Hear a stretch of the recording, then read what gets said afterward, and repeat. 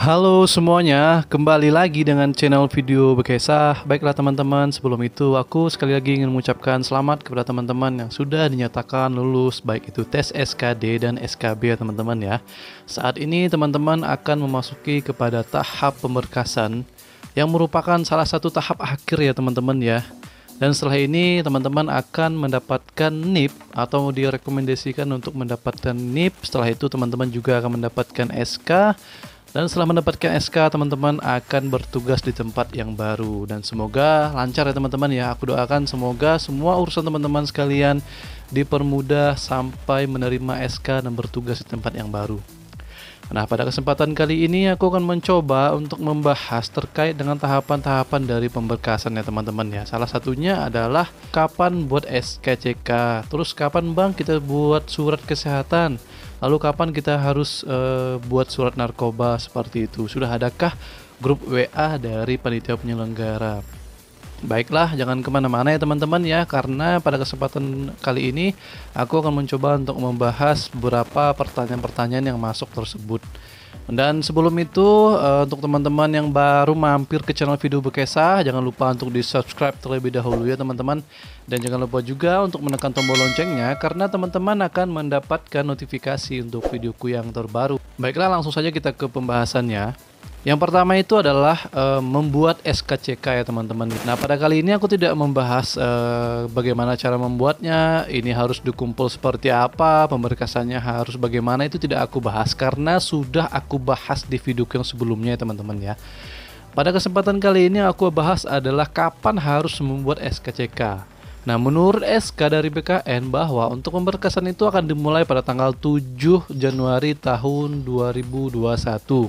Nah, untuk teman-teman sekalian, pertanyaannya adalah kapan kita harus membuat SKCK Bang? Sedangkan untuk pengumumannya itu 7 Januari tahun 2022 ya, mohon maaf ya.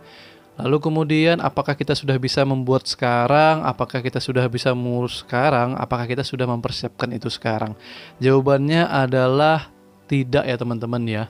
Untuk membuat SKCK, ini pengalamanku pada tahun-tahun sebelumnya. Dan ini sama ya teman-teman ya dengan tahun ini. Untuk membuat SKCK itu teman-teman akan mendapatkan himbauan atau informasi dari pihak penyelenggara setempat ya teman-teman. Dan untuk kebutuhan pembuatan SKCK-nya juga akan diberikan pengumuman dari BKD tersebut teman-teman. Kebutuhannya untuk apa membuat SKCK, dan itu harus sama. Misalkan teman-teman nih formasinya Pemda, terus ada yang si B itu formasinya kesehatan, terus yang si C formasinya keguruan ya. Dan itu harus sama teman-teman, dan akan dihimbau atau diinformasikan oleh pihak BKD untuk kebutuhannya harus sama seperti itu. Lalu yang selanjutnya itu adalah membuat surat kesehatan teman-teman. Nah, terkait dengan pembuatan surat kesehatan baik itu jasmani rohani ini sama teman-teman, sama dengan pembuatan SKCK.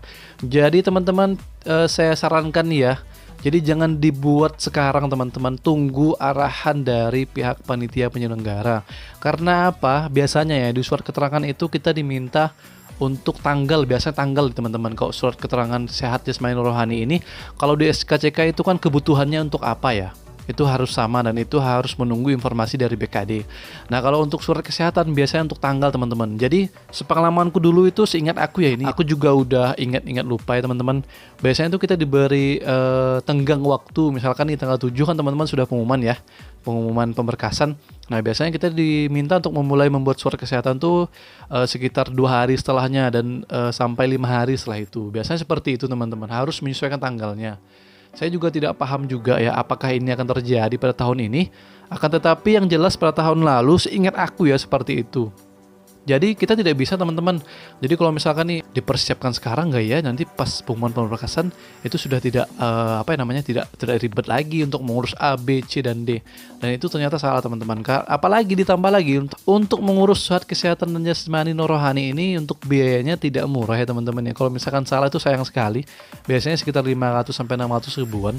Kalau misalkan teman-teman salah buat ya, misalkan nih membuat sekarang, tiba-tiba setelah pengumuman ada himbauan, ternyata untuk membuatnya itu harus menggunakan tanggal yang sekian-sekian, jadi tidak bisa digunakan. Jadi itu sayang sekali ya teman-teman ya. Teman-teman harus menambah lagi 500.000 lagi sampai 600.000 lagi ya. Saran saya memang teman-teman menunggu saja himbauan atau informasi dari pihak BKD atau penyelenggara di tempat teman-teman masing-masing.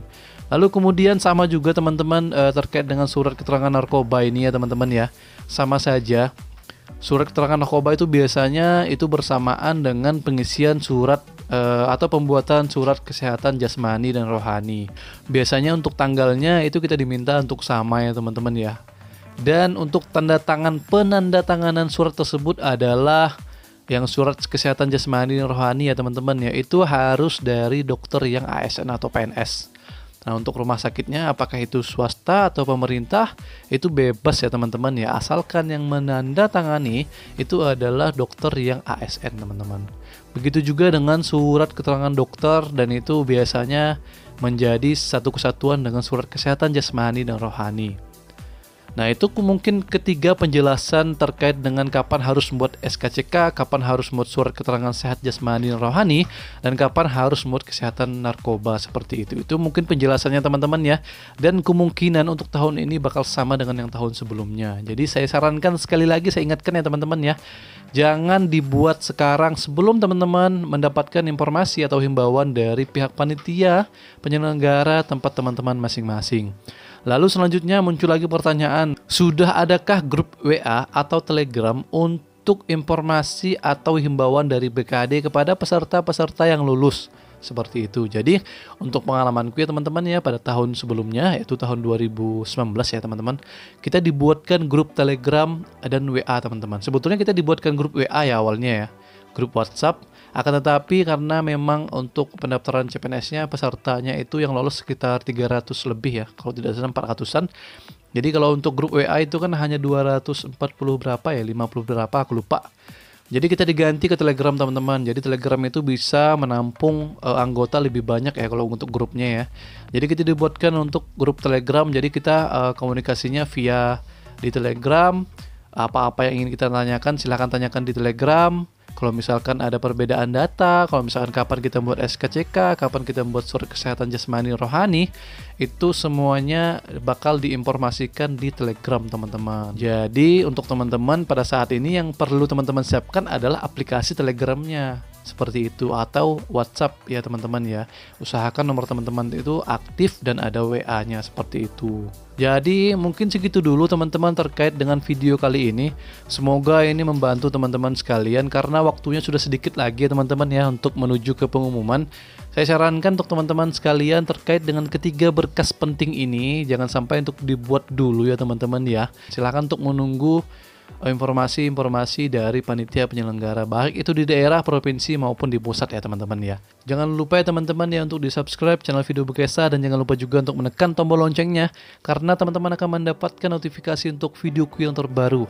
Aku akan membuat konten-konten terkait dengan informasi baik itu pemberkasan, setelah pemberkasan, dan sampai teman-teman bertugas seperti itu. Terima kasih aku ucapkan juga kepada teman-teman yang sudah subscribe dan sudah nge-share video ini. Semoga urusan teman-teman dilancarkan dan diberikan kemudahan. Baiklah, segitu dulu, bye-bye.